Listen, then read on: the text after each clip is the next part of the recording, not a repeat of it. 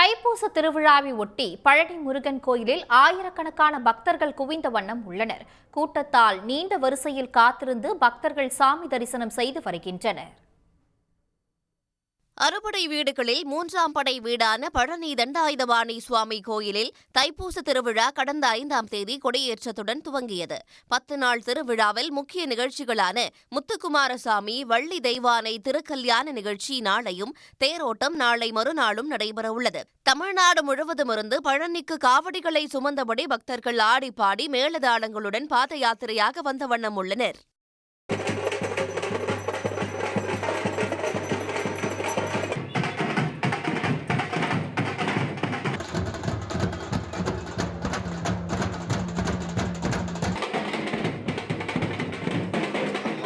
குடும்பத்தோடு வந்தோம்.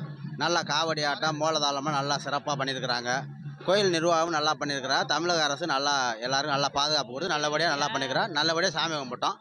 ஆண்டுதோறும் வருஷம் வருவோம். கூட்டம் அதிகமாக இருந்தாலும் நல்லபடியாக தரிசனம் செய்கிறதுக்கு அரேஞ்ச்மெண்ட் பண்ணி நல்ல எல்லோருக்கும் தெய்வ தரிசனம் செய்வதற்கும் உதவியாக இருந்திருக்காங்க நிர்வாகமும். பழனியை அடுத்து ஆயக்குடி அருகே திண்டுக்கல் சாலையில் பாத யாத்திரையாக வரும் முருக பக்தர்களுக்கு இஸ்லாமியர்கள் மருத்துவ உதவிகளை செய்து வருகின்றனர். காயிதே மில்லத் அறக்கட்டளை மற்றும் ஆயக்குடி ஜமாத் சார்பில் மருத்துவ முகாம் அமைக்கப்பட்டு பக்தர்களுக்கு கால்வலியை போக்கக்கூடிய மருந்துகள் மற்றும் முதலுதவி சிகிச்சைகள் அளிக்கப்படுகின்றன.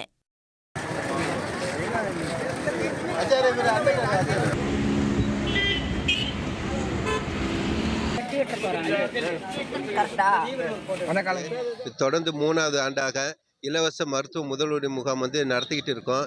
தொலைதூரத்துலேருந்து நடந்து வர பக்தர்களுக்கு அவங்களுக்கு இழப்பாருங்க, ஆண்களுக்கு தனியாகவும் பெண்களுக்கு தனியாகவும் இந்த டர்மண்ட் ஆயில் வச்சு காலை நீவி கொடுக்கறது, இந்த மாதிரி நாங்கள் மருத்துவ உதவியை செஞ்சுருக்கோம். சுகாதாரத்துக்கு குடிநீர் உதவியும் நாங்கள் பண்ணிகிட்டு இருக்கிறோம். மத நல்லிணக்கத்தை பறைசாற்றும் வகையில் பாத யாத்திரை செல்லும் பக்தர்களுக்கு இஸ்லாமியர்கள் உதவி வருவது வரவேற்பை பெற்றுள்ளது. உடனுக்குடன் செய்திகளை தெரிந்து கொள்ள சன் நியூஸ் பெல் ஐகானை கிளிக் பண்ணுங்க.